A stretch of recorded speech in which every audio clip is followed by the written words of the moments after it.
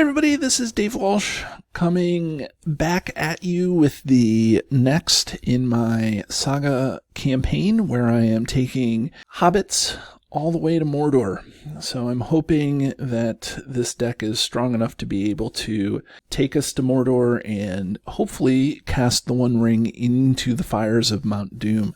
Bond of Friendship is a pretty strong contract, and hobbits are maybe a little bit underpowered, but with a lot of buffs and things, they seem to be doing pretty well. I'm pretty happy with this deck so far. I will say that I am super excited to bring the Saga campaign to the community in the way that I'm doing it. I just have always wanted to do it, but I wanted to play through with my friend at first because that's just something that I wanted to do with him before I did anything with the podcast about the Saga.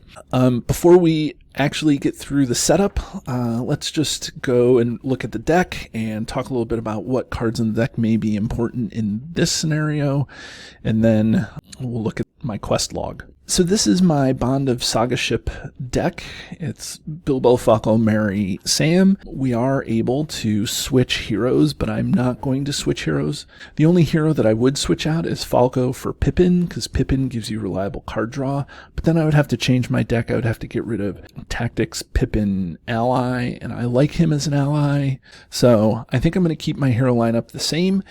In this scenario, I think it's important to have willpower. It seems to be common and happening right now. It's not going to change for the next scenario after this either. To have more willpower is going to be really good in this scenario. There's a lot that happens in this scenario. It covers a lot of land, a lot of real estate in the book. We start at the Council of Elrond. It goes through the pass of Caradhras and having to make a decision to come back off of the pass, and then it ends at the Doors of Durin and fighting the Watcher in the Water.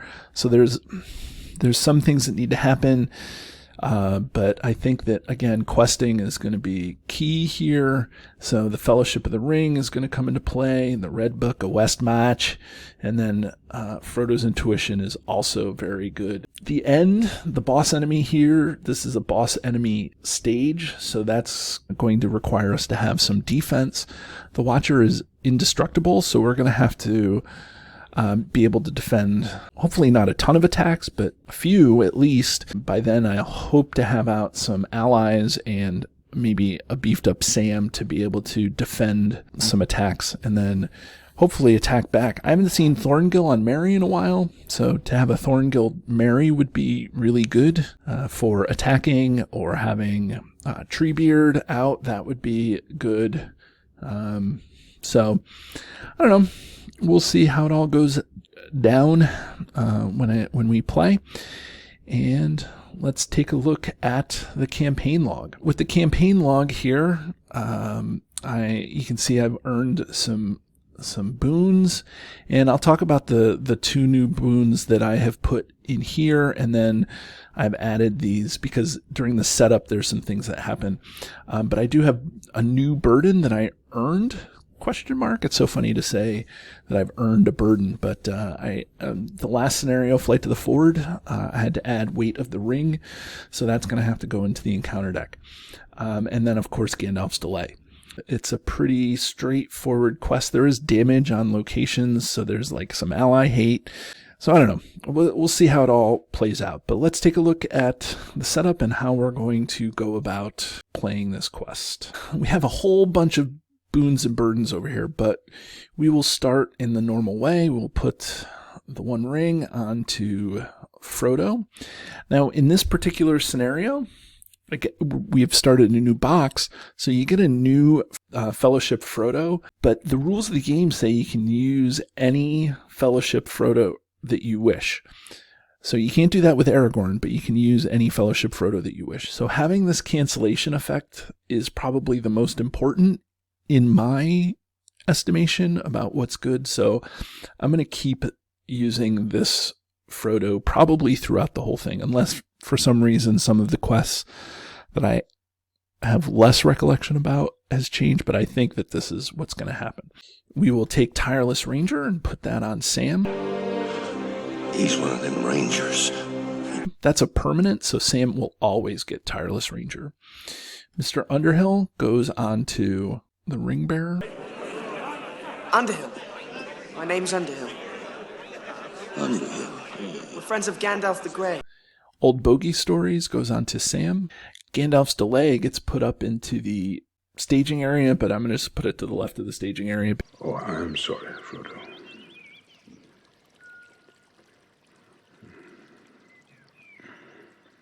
I was delayed. Way to the Ring gets shuffled into the encounter deck. And then part of the campaign is that these cards get shuffled in. One gets put into my hand, and then the rest gets shuffled into my deck. So this is one of the few times where the contract gets violated when you make your deck. You only can have 50 cards in your deck, but in this case, this gets added to my deck after the deck hits the tables. Having done that, I'm gonna shuffle. I've already lowered my threat down by an extra 1 because of Falco, and now I'll draw cards. 1, 2, 3, 4, 5. Oh, look, I get a Thorngill right off the bat, although I didn't get any extra questing. I did get cancellation and things, so I think I'm going to keep that opening hand. And then I'm going to take Sting. I'm going to put Sting here. And then I have to take all 3 of these extra cards and put them into my deck, and I will shuffle the deck because that's what the campaign setup says. Any of the remaining boons get shuffled into the first player's deck. So now we go over here and says set all of these cards out of play. So that we've done. So now we're going to flip this card over. At the end of the planning phase, each player places the top card of his deck face up in front of him. So, okay. So we are going to do Control N, and now we are going to do some planning. I think I'm going to play Thorngill right off the rip here onto Mary, and now I can go get Tactics Mary. And then I'm going to put the Hobbit Cloak onto Sam, and then I'm going to put Fast Hitch onto Sam. So between all of that, that's 5 resources. Okay, so now that's the end of planning. So this is where things get a little strange. I'm actually going to spread out my cards a little bit more. So my heroes. Sam, again, I've said this for the last 3 or 4 playthroughs, but it's so hard not to make Sam a tower because Sam is just so fun to make tower Sam. Because it's me alone, I'm going to put out 4 cards. Wow. So I get to put 1 in my hand, 1 into play for free, 1 in my discard pile, and then 1 at the bottom of my deck. So that's going to be a challenge because I like all these cards. But I think the obvious is to put Rosie out into play. Rosie caught dancing. She had ribbons in her hair. If ever I was to marry someone, it would have been her. And then put the Unexpected Courage into my hand, discard the Curious Brandy Buck, and then put the Honor Guard at the bottom of my deck. And then I either have to shuffle Lust for the Ring or raise my threat by 5. So because I start off with such a low threat, I'm actually going to raise my threat by 5. Saruman is coming for the ring. This evil cannot be concealed by the power of the elves. We do not have the strength to fight both Mordor and Isengard.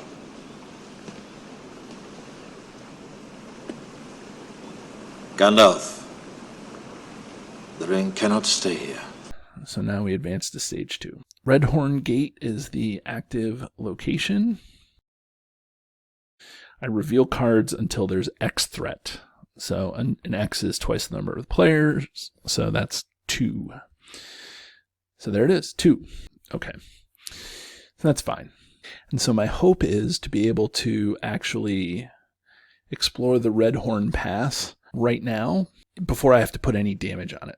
Okay, so I'll flip this, and this is, I have to travel, and then if I engage a player, you put a damage on the location. So this is representing where we're going up the mountain we just can't make progress. So every time something happens, bad things are going to happen on the location.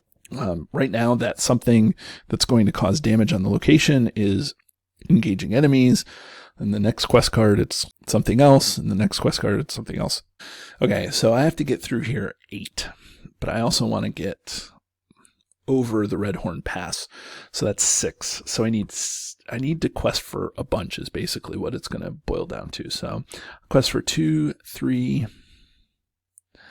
5, 7, 8. If I quest with everybody, that's 8. And then Rosie adds another 2. I hope I'm able to get through this. So let's see. 3. I make 5 progress. Or actually only make 3 progress. But I don't have any enemies, so I might as well do this. I didn't make it through. You know, it's really funny. Had I put Sting into play, I would have been able to make it through. I probably should have done that instead of doing this other stuff, but it is what it is. Can't do anything about it. So move on to the next round. That's nice. Dwarven Tomb. So now I will put Sting onto Sam. Sting. It's a good name. Sting. Again, Sam is a great target for all this. I don't have any tactics cards in my hand, nor do I have any lore cards in my hand, so I'm going to do that. And now I'm going to quest. So I'm going to do the same thing. Well, let's see. 2, 3. I think I'm going to do that. And when revealed, attach the active location, counts as a condition attachment, limit 1 per location. No more than 3 progress can be placed on attached location each round. What I think is neat, and I'll say this, I'll kind of break the campaign thing for a second, is that when Caleb designed this, he really called back to a lot of the previously designed quests. Damage on locations, snowdrifts, which may be the same named card that was in the Redhorn Pass, is now here. You'll see in the Watcher in the Water and the Doors of Durin that there's, you get 2 active locations and things like that. So he really honored where the game came from and where it was going by doing this stuff. I'm going to boost with Rosie just to continue. So I make 6. So there's 1 here. If the mountain defeats you, will you risk a more dangerous road? That goes in the victory display, but 1, 2, 3, 4, 5. So I'm going to do that. Now I have to travel, and I think I'm going to travel to Origian. Okay, so I'm hoping to not quest through this stage right yet. I want to get rid of this because I don't want to have to get rid of allies and things like that. So there's Elrond. So I am going to play Unexpected Courage onto Merry, because now that he can quest and attack for a bunch, it's nice to do that. Okay, so there's 2 in the staging area, and this is 4, so that's 6, and 3 more is 9. So I don't want to make any more than 9. I'll do 7, and I will leave Rosie up just in case I get something crazy. So let's see, like the Redhorn Foothills. So now there's 6, and I did, I think, 7? So I'll do 9. 3 progress here. I don't want to get location locked. That's one of the things that I don't want to have happen in this quest. Now I could, if I really wanted to, use the Dwarven Tomb to bring the Curious Brandybuck back, but I don't know if it's worth it. And I guess I could have also shuffled the Redhorn Foothills back into the deck using the 1 ring. But right now I'm not too concerned. Not yet. Maybe this round I'll be concerned. So I'll put the Warden into play, spend the 2, and I guess that's it for now. So now it's time for questing. I'll quest for 10. There's 6 in the staging area, so hopefully that's enough to get me through this. Actually, you know what? I'll just quest for 8. Again, I don't want to, I only need 1 and I only have 3 here, so I don't want to do too much. So, that's so wild. I've played this several times in order to get ready for this particular playthrough, and I will tell you that I've never gotten 4 locations off the bat. So, okay, so I will use Rosie, and that means I make I'm 10 versus 9, and there's no damage, so I don't discard any allies. And so I think to make life a little easier, I will go to the Redhorn Foothills.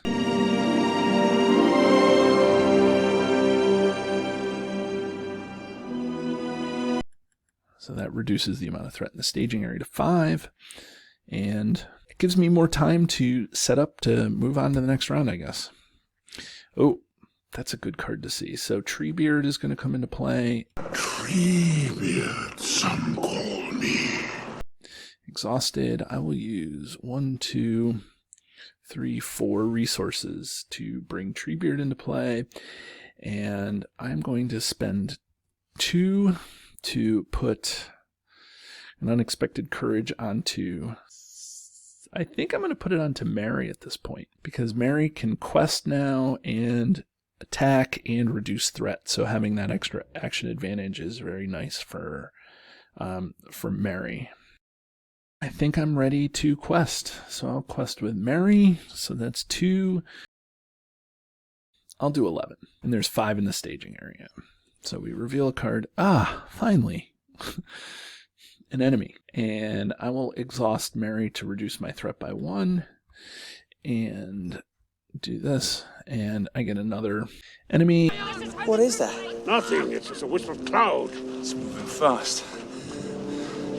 Against the wind. Crabine from Dunland! And it says either exhaust a hero you control or engage the Crabane from Dunland. So I will engage this guy, and it says after engages, reveal the top card from the encounter deck, so it kind of surges a little bit into a Howling Warg. I didn't necessarily love that I got all that, but I think right now this is fine. So 11 versus 5, and how much is in the staging area? 5, 6, so 8. I will use Rosie to bring me up to 13, which is enough to explore the Redhorn Foothills, and I don't have any damage, so that thing goes bye-bye. And I will then travel to Eregion. And I think I am going to engage the Howling Warg. So by doing that, that readies Sam, and now I can do some stuff. Shadow card. I will defend the Howling Warg with Sam. Sam's defending for 5 right now, and because of Sting, I get to reveal a card and do damage to this guy. So I get to do 3 damage to this because of Sting. Shadow, undefended.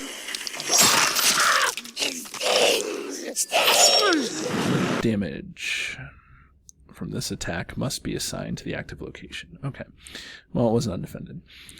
I think I will take the Crabane undefended and hope that I don't get that same shadow, because I want to kill both of these guys.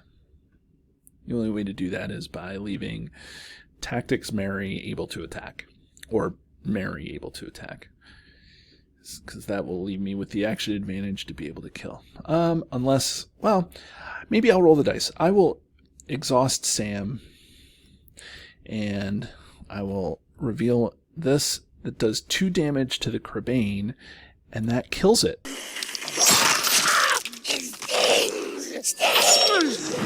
So that was actually reasonable that I did that. So it kills it before it even attacks. And now I will attack the Warg with Mary, and that kills the Warg. So that cleans out a lot of the staging area. I'm feeling pretty good about where I am. So let's Control N. So there's another Warden. I'm top decking, and that's not a lot of fun when you're playing these scenarios. Is top decking is just, and I have 4 cards that allow me to draw. Well, actually 6 because of Gandalf. So I just want to try to get to one of those pretty good. Well, I guess Elrond also allows me to draw cards, but, well, here we go. Bilbo, with his ability, can target this guy. So Bilbo is questing for 1, 7, 5, let's see, 3 and 4 is 7. And in the staging area, I think is just 2. Okay, I have to back up here. One of the things that I have to do is I have to place damage on the active location. So this is going to get a damage because I engaged the Howling Warg after I traveled. But before I traveled, the Crabane engaged me. So I'm going to have to see... Oh, look, there's that shadow card. So this engaged me. So where's the location that was out there? It was this location here that I ended up clearing. So let's see what happens. So I would have had a damage put on this, and it says must discard X cards from his hand, where X is the number of damage. So I would have had to. Do I get to random cards, or I would have chosen? Okay, so I get to choose what I want to discard. I would have discarded the Dwarven Tomb. So that at least deals with that. Okay. So I still think I'm 7 against 2. So that's 2, 3, 7 against 2. Okay, yes. I get another Howling Warg. I will exhaust Merry to lower my threat. So this is what's going on here. So that's 2, 4. And so I will use Rosie to boost my willpower. And that means this, and I have to discard allies. I have to discard 1 ally, which is a bummer. So I will discard the Warden. And I actually make a progress on the current quest. Bilbo does a damage, and now I will travel to the Hills of Holland. Not the Hills of Holland, the Hills of Holland. Okay, and each enemy gets +5 engagement cost. Each enemy raises his threat by 1 for each damage here. So see, this is not a horrible time to optionally engage something. So I think I will optionally engage the Warg, and that puts a damage here. But that readies Sam, and now we can do some stuff. So Sam will defend. We will discard a card from the encounter deck. It has no threat, so no damage. Sam still defends, and it says defending player discards a non-objective attachment he controls. So again, this is why Old Bogey Stories comes in so handy. So I can just get rid of that. And now, no damage. Sam doesn't take any damage. But now Merry attacks for 6 and kills the Howling Wargs. So now my hope is to clear out this active location so that I don't have any locations to worry about. That's a card that I want to see because I want to be able to peace in thought and draw some stuff. I'm sick and tired of top decking. The other thing I can do is sneak attack Elrond into play, but let's see what happens. So I will quest with Bilbo, and there's nothing in the staging area. So that's questing for 1, and I want to get over the active location, so that's 4. So that's 1, and Sam is 4, so that's 5. I'll quest for 5, and I get 3. Tree Crowned Hill. So that's 3. I do quest successfully. I'm going to boost with Rosy Cotton, so that's, I make 4. So that gets rid of this, but I have to raise my threat by 1 for each damage here. There's just 1 damage, so I'll raise my threat by 1. I did quest successfully, so that damage goes there. And now I will travel to the tree-crowned hill. And let's just verify when the tree-crowned hill is explored. Exhaust X characters. X is the number of damage here. So I'm going to do Control R, and I'm going to play Peace and Thought for 1. And I will exhaust Mary and exhaust Sam and draw 5 cards. And now I will do a new round. Control N. And I get Frodo's Intuition. So I'm feeling pretty good about where this is going for me. So I'm going to play Shire Folk. I'm going to hold off on playing Frodo's Intuition. I think that this is the time to go through the stage, though. This is the time to quest through this. This has 6 points, so that's a lot, but I don't know. So 6 and 2 is 8. So somehow we have to make 8, which is fine, I guess. Boy, to draw. Maybe I will. Maybe here. I will draw. I'll 1, 2, and I'll draw 5 more cards. So I'll put Bill the Pony in play, and I'll put Mithril Shirt onto the Ring Bearer. Bilbo had a set of mithril rings that Thorin gave him. Oh, that was a kingly gift. That's good. I got another Peace and Thought, so I can draw a whole bunch more cards, and maybe I'll put the Fellowship of the Ring into play. 9 companions. So be it. You shall be the Fellowship of the Ring. Play. Questing. So now we're questing for a ton. 13, and there's none in the staging area. Bilbo's still going to target the Hound, but because of the tree-crowned hills, it already has 0 threat. So, okay, so first thing is Storm of Howls. Either the warg enemy in the staging area with the highest engagement cost attacks you, or each warg enemy gets minus 20 until the end of round. Okay, so let's figure this out. I think the thing to do here is to have this guy attack. Attacking for 4. So who can defend? You know who can defend? Frodo. Frodo's defending for 3, and I can boost for this. So let's see. It wasn't engaged this round, so it gets +1. So I will boost Frodo for 2. So Frodo defended for 5. So that's good. Okay, so I quested for 13. So that's the tree-crowned hill gone. And I make 5 more progress here. So that's gone. Okay, I did kill this guy off because I quested successfully. Okay, so now it says search the encounter deck and discard pile for an enemy. Add it to the staging area. One of those enemies must be the Great Warg Chief.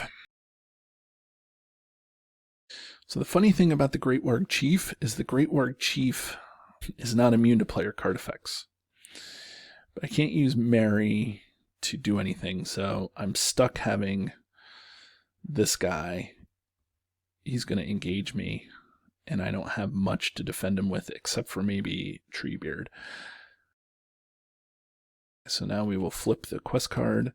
Wargs are coming, and after an enemy is engaged, put a damage on the active location. After a location, you put 1 damage on it. So I need to get through this quick. This is what I was talking about. Like, the quicker you get through this, the better you'll be. So this guy will engage me, and that's a shame, but it says, so we discard cards until a warg enemy is discarded. So I'll do that. So there's a warg enemy discarded, and then this guy gets put into play, engaged with me, which is good because now that readies Sam. And that's what I needed. I needed Sam to ready. I'll deal shadow cards, and no damage on any locations, so that's great. So Sam is defending here for 2, 4, 5, as long as he's defending against the Hound of Sauron, which is what he will defend against. If not, he's defending for 3 because the Hobbit Cloak doesn't play a role. So no shadow effect. Sam is defending for 5. And now Treebeard will defend against the Warg Chief. It gets +2, so that's 7. Treebeard, woo! Treebeard almost bit the bullet. But Treebeard is going to ready, and now I'm going to attack the Great Warg Chief for 6, 10, and that kills the Great Warg Chief. Mary allows me to ready a character that participated in the attack, and I will be able to kill the Hound of Sauron. So this is discarded, and I'm going to control R again because I want to play Peace and Thought. And I get Anduril. Anduril, I don't have any noble heroes, so Anduril is a dead card to me. I didn't get any Gandalf, but whatever. Okay, so now, oh, I forgot to exhaust heroes, so I'll exhaust those guys. Okay, so I will do Control N, and I get Pippin. So Pippin will come into play. I didn't get the Red Book of Westmarch either. That's upsetting. Okay, I mean, I could put Odo Proudfoot into play. Well, I'll do that. So Odo Proudfoot goes into play. I don't know why he has damage from him, but and now I search the top 5 for a Hobbit. The only Hobbit is Pippin here, and then I will shuffle. And now what I want to do is I want to quest through this as much as possible, because I don't want to have to worry about locations doing crazy things to me. So let's quest, I guess. So I'll just quest for 16. Just 16, that's it. And let's see what happens. Each player must choose either discard each ally he controls or raise his threat by 1 for each ally I control. So ally hate, I'm definitely going to raise my threat by 6. And that gets me through this quest card. So now I get to make the Doors of Durin the active location.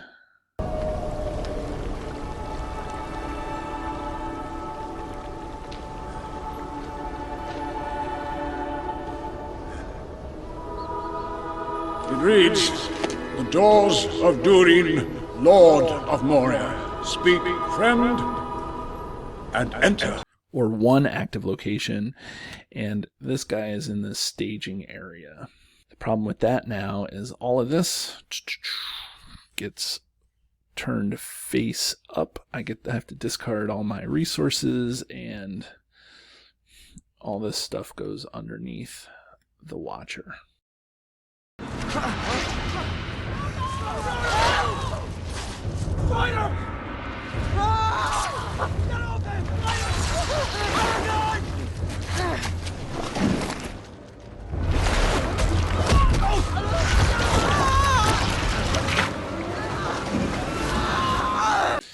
Okay, so now the problem here is that the Watcher is immune to player card effects. It can't leave the staging area, but it's considered to be engaged with me. So I have to do something. Now the good news is that because Fellowship of the Ring is under the Watcher right now, that means it's not in effect. It's upside down, so that way it's not in effect. So I don't have to discard it. So what I'm going to do is I'm going to sneak attack, and I'm going to sneak attack into play Elrond, because I want to draw a card. So I get the Dagger of Westerness, okay, which is fine for next turn. Okay, but the sneak attack then allows me to take Elrond, and he is going to end up defending the attack. Is that what he's going to do? I feel like if I really had to, I could defend the attack with Mary, because I have all these things. I have all sorts of halfling determinations, and then I have a Rosy Cotton, and so that would put him up to 7. Nah, I'm going to use Elrond. It's too risky, so I will deal this guy a shadow card. Elrond's defending. No shadow effect. Elrond dies. But you know what? Elrond served his purpose. And now I get to attack back. And I would love to be able to do at least 6 damage. So that means I need to get up to 11 somehow. And I think I can. I can do 6 here. That's 7, 8, 12, 13. And when I attack for 13, that does exactly what I need. 13. It actually puts 8 damage onto the Watcher. And that allows me to now take back the Ring Bearer.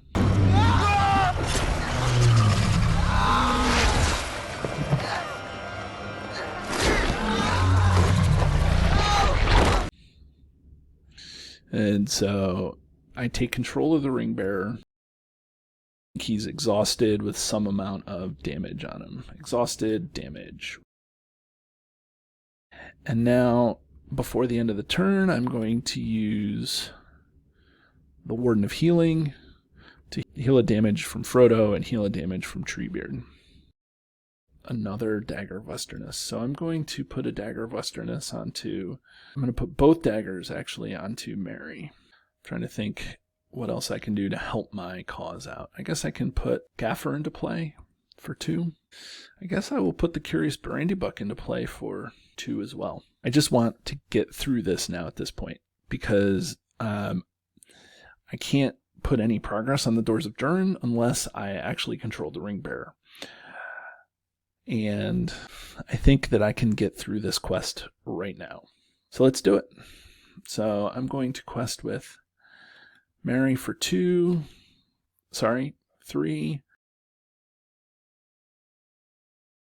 24. And I just have to quest over this guy for 5 and this guy for 9. I don't have to do anything about the Gates of Moria. So hopefully that's enough. Place 3 damage on each active location. Okay, so fortunately having damage on the Doors of Durin don't really do anything. So that's 5. And then I put 19 on the Doors of Durin. So guess what?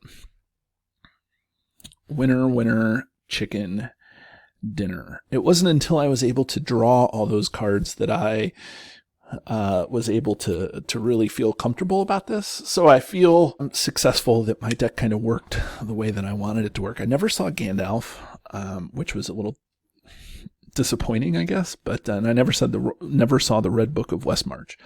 But seeing Thorngill early on really helped out my cause. Okay, so let's see what the flip side says. So it says, if Lust of the Ring is attached to a hero, the players have earned that burden. So Lust for the Ring isn't attached to anybody. Okay, so let's do score. 128. Took me 9 rounds that were done.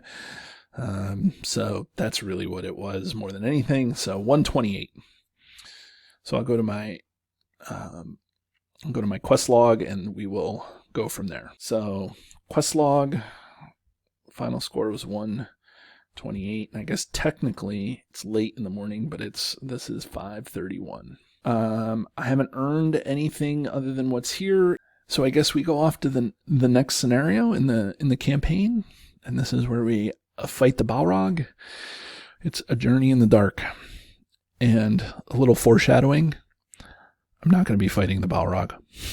Okay, everybody, have a great day.